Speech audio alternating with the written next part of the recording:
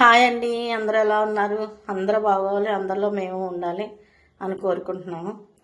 Hi అండి, ఈవేళ పచ్చి రొయ్యలు మామిడికాయ కర్రీ చేద్దామని పెట్టాను. ఇదిగోండి రొయ్యలు కొని ఎన్ని తీసేసాను, ఇంకా క్లీన్ చేయాలి, చేస్తాను. కావాల్సిన పదార్థాలు చెప్పేస్తున్నాను. ఉల్లిపాయలు, కారం, సాల్ట్, తగినంత ఆయిల్, టమాటాలు, పచ్చిమిరపకాయలు, 2 మామిడికాయలు. మామిడికాయ పచ్చి రొయ్యలు చాలా చాలా బాగుంటుంది. పసుపు, కొంచెం మిరియాలు, 4-5 మిరియాలు, అంతే. ఇప్పుడు ఈ క్లీన్ చేస్తున్నాను, తయారు చేసే పద్ధతిలోకి వెళ్ళిపోదాం. ఇదిగోండి రొయ్యలు క్లీన్ చేస్తున్నాను. పచ్చి రొయ్యలు, కొంచెం పసుపు, కొంచెం సాల్ట్, కొంచెం పసుపు కొంచెం సాల్ట్ వేసి కొంచెం వాటర్ పోయాలి. వాటర్ పోసి ఒక 2-3 నిమిషాలు ఇలా ఉంచేయాలి. 2-3 నిమిషాలు అలా ఉంచేస్తే చక్కగా క్లీన్ అయిపోతే వాసన ఉండదు, బాగుంటుంది. 2-3 నిమిషాలు అలా ఉంచేసిన క్లీన్. ఎందుకంటే ప్రాసెస్లోకి వచ్చేసాను. రొయ్యలు శుభ్రంగా కడిగేసాము. ఇక మామిడికాయ ముక్కలు కరిగేసానండి. టమాటా ముక్కలు కోసాను, ఉల్లిపాయ ముక్కలు కూడా కోసాను, పచ్చిమిరపకాయ నాట్లు పెట్టేసాను. ఎందుకంటే బాగా వేడెక్కిపోయింది, ఆయిల్ పోయాలి. ఇప్పుడు ఉల్లిపాయ ముక్కలు వేసుకోవాలి.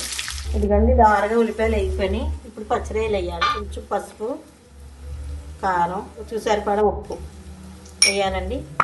మిరియాలు 4 మిరియాలు దంచుకోవాలి. ఇలా దంచుకున్నాను చూడండి. ఈ మిరియాల పొడి కూడా ఇందులో రొయ్యల్లో వేసేయాలి. 5-6 మిరియాలు సరిపోద్దండి. అలా దంచుకున్నా వేసేసుకోవాలి. వేసుకుని ఇలా కలిపేయాలి. రొయ్యలు మొత్తం కలిపేసిన రొయ్యలు ఇప్పుడు ఇందులో వేసేయాలండి. చూడండి మగ్గిపోయింది. ఇలా మగ్గిపోయిన తర్వాత ఒకసారి ఇలా కలయి పెట్టాలి. ఒకసారి కలయి పెట్టిన తర్వాత మగ్గిపోతుంది. అలా మగ్గుతూ ఉండదు. కొంచెం లైట్గా అల్లం వెల్లుల్లి పేస్ట్ వేసుకోవచ్చు. ఇష్టమైన వాళ్ళు వేసుకోవచ్చు, ఇష్టం లేని వాళ్ళు మానేయచ్చు. మానేసినా బాగానే ఉంటుంది, వేసుకున్నా బాగుంటుంది. కొంచెం లైట్గా కొంచెం రోట్లో దంచి అలా అల్లం వెల్లుల్లి పేస్ట్ వేయాలి. ఇప్పుడు టమాటాలు,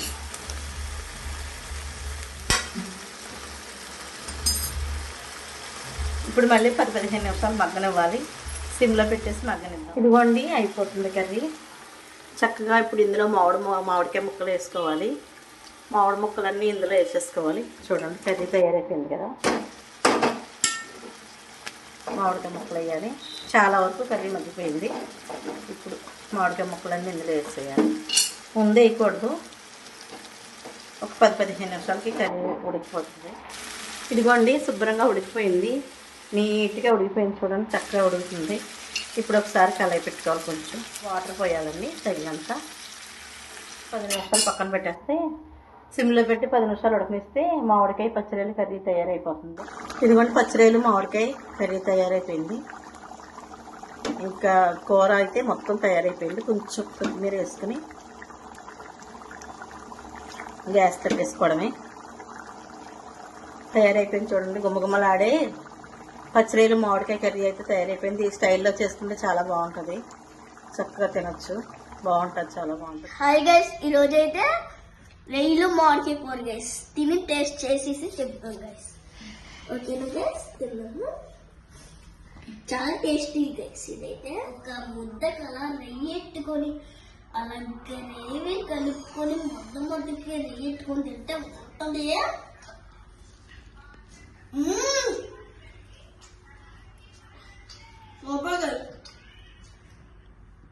పులుపుగా ఉంది గైస్. ఇదైతే ఉప్పు సరిగ్గా, కారం సరిగ్గా, చాలా టేస్టీగా.